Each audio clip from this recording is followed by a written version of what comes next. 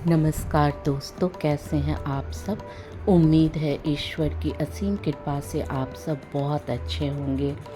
Friends, ये जो फूल देख रहे हैं ना आप, इसे जत्रोपा का फूल कहते हैं। इस झाड़ी नुमा पौधे का नाम जत्रोफा है और रतन ज्योत भी कहते हैं। ये पूरी दुनिया भर में इसके 175 प्रजाति पाए जाते हैं। इसके पुष्प बहुत ही खूबसूरत होते हैं और इस पौधे की हाइट ज़्यादा से ज़्यादा 10 से 12 फीट तक की होती है, पर ये झाड़ी नुमा होता है और ज़्यादातर पार्क में और घर के फेंस में लगाया जाता है। ये हेज से थोड़ा बड़ा होता है और इसमें लगभग पूरे साल छोटे छोटे खूबसूरत फूल आते रहते हैं।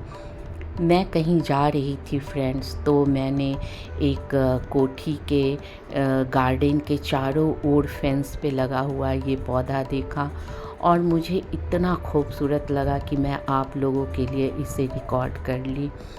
ये जत्रोफा का फूल पूरे साल खिलता रहता है और दुनिया भर में ये उगता है। ये बहुत ही सुंदर होता है।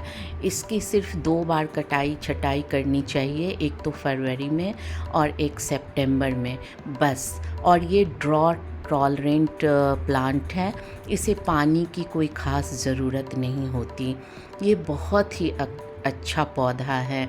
इसके फूलों पर दिन भर हनी बी, तितलियाँ, छोटे मोटे कीड़े मकोड़े, सनबर्ड, हमिंग बर्ड और रॉबिन पक्षी इसका रस चूसते रहते हैं।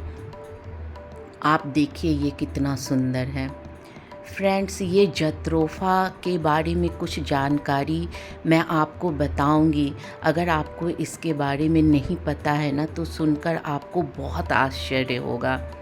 पता है, इसके बीज से ना बायो डीज़ल तैयार की जाती हैं और जो डीज़ल निकालने के बाद जो वेस्ट बचते हैं उससे बिजली तैयार की जाती है। सोचिए ये पौधा कितना यूज़फुल है।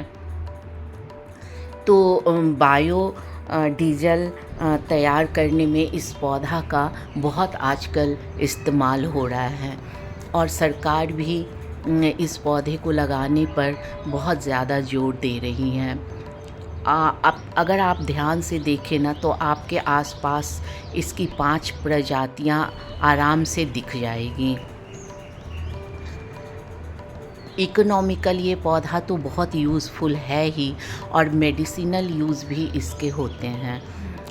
इसकी इनसे कई दवाइयाँ बनती हैं जो स्किन डिज़ीज़ में बहुत फ़ायदेमंद होते हैं।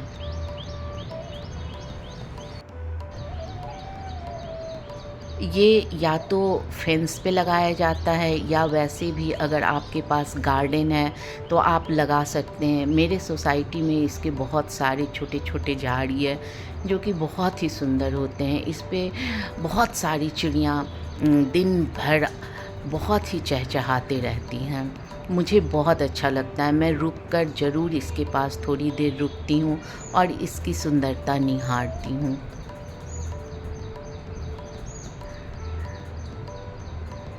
इसे पानी की बिल्कुल भी ज़रूरत नहीं होती और ना ही खाद की।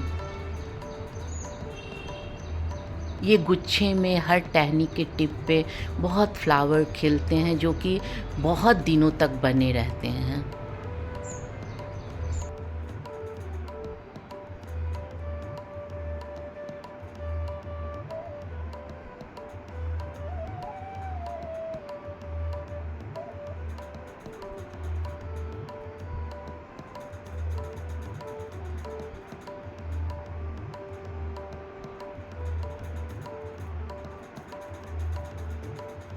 इसके जितने भी प्रजाति होते हैं, ज़्यादातर इसकी प्रजातियों में इसी तरह के फूल लगते हैं। सेम फ्लावर लगते हैं हर पौधे में, अलग अलग प्रजाति के पौधे में। कुछ में थोड़े डिफरेंट होते हैं, पर अपने आसपास मैंने 5-6 तरह के पौधों को ऑब्ज़र्व किया है जत्रोपा के, तो उसमें सब में लगभग इसी तरह के फूल खिलते हैं। और पूरी साल रुक रुक के थोड़ा थोड़ा गैप पर ये खिलते रहते हैं और बहुत दिनों तक ये फ्लावर पौधे के टहनी के टिप पे रुके रहते हैं।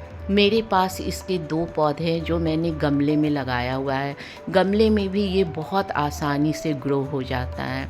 ये देखिए मेरे पास 2 पौधे हैं, पर मैं कहीं चली गई थी और टाइम पर इसकी छटाई नहीं कर पाई थी, तो इसका शेप थोड़ा-सा अच्छा नहीं लग रहा है फ्रेंड्स।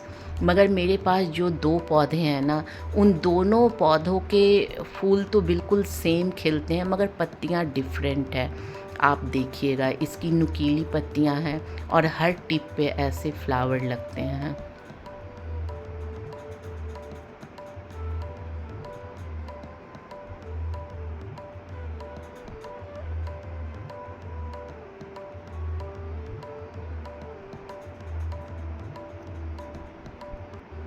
इसके सूखे फूलों को हटाते रहना चाहिए, या एक जो जिस टहनी पे फूल लगते हैं ना, पतली टहनी उसको काट देना चाहिए।